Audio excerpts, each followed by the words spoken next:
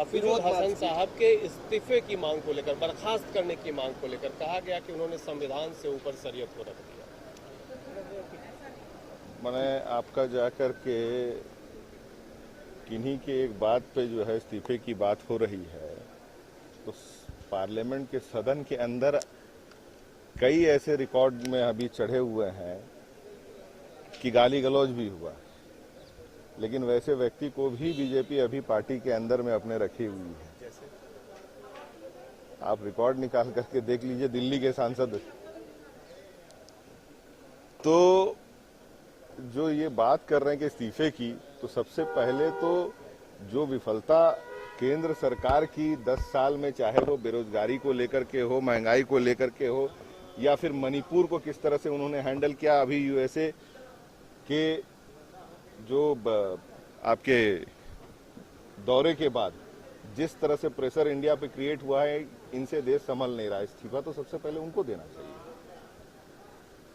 पूरे देश का जो है, पूरे विश्व में जो चित्र या फिर कहिए एक तरह से इज्जत डुबाई गई है, सबसे पहले तो इस्तीफा केंद्र सरकार के, सभी केंद्र सरकार को इस्तीफा देना चाहिए। आपको क्या लगता है कि हफीजुल जी का जो बयान है, क्या वाकई उस बयान को जस्टिफाई किया जा सकता है क्या?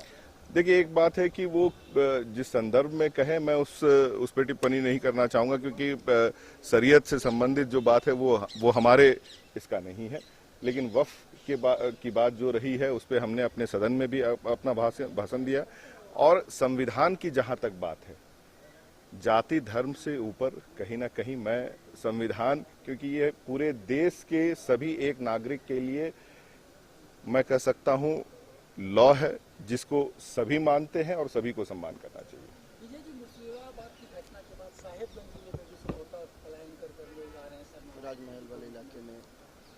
देखिए, पलायन करके वो आ रहे हैं क्योंकि वहां पे जो अभी स्थिति बनी हुई है, वो जब तक स्टेबल नहीं होती है, क्योंकि वहां पे केंद्र सरकार और राज्य सरकार दोनों अपना प्रयास कर रही है एज ए नेबरिंग स्टेट। क्योंकि पहले भी हेमंत जी, जिस समय कोविड हुआ था और हमारे यहाँ से कई अन्य राज्य के लोग जिस तरह से गुजरे थे, और यहाँ पे हम लोगों ने हर संभव मदद और प्रयास किया था कि उनको तकलीफ ना हो। अभी अगर उधर से लोग आए हैं तो हम ये मानते हैं कि तकलीफ के समय में उन्हें जो जरूरत होगी, हमारे प्रशासन को उस चीज के लिए बिल्कुल निर्देशित कर दिया गया है।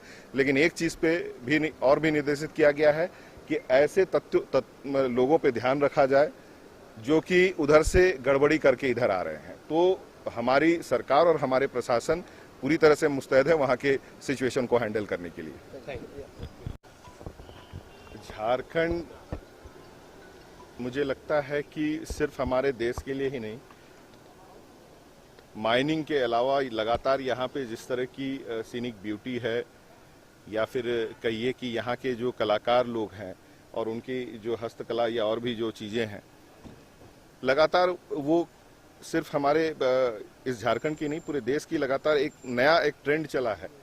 और मुझे लगता है इन सभी चीज़ों को जिस तरह से हमारे मुख्यमंत्री जी एक देश में जा रहे हैं और वहाँ पे जिस तरह से कामें होती है, और यहाँ पे उस आने के बाद मुझे लगता है कि और बेहतर ढंग से इसको हम लोग या फिर हमारे सीएम साहब भी उस चीज़ को सिर्फ हमारे राज्य के लिए नहीं, पूरे देश के लिए और विश्व के पटल पे भी लाने के लिए, दिखाने के लिए मुझे लगता है कि एक रास्ता खुलेगा।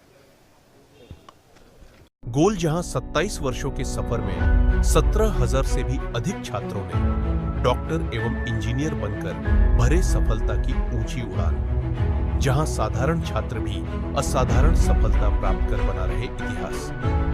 दूरदर्शी शिक्षाविद श्री विपिन सिंह के मार्गदर्शन में मेडिकल एवं इंजीनियरिंग के लाखों छात्रों के लिए आशा की किरण के रूप में gold result factory.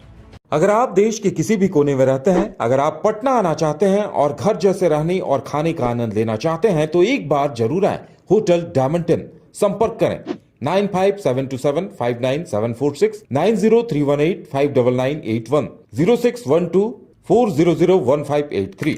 Address opposite विद्या संस्कार स्कूल, रंजनपथ, गोला रोड, बेली रोड, पटना 801503।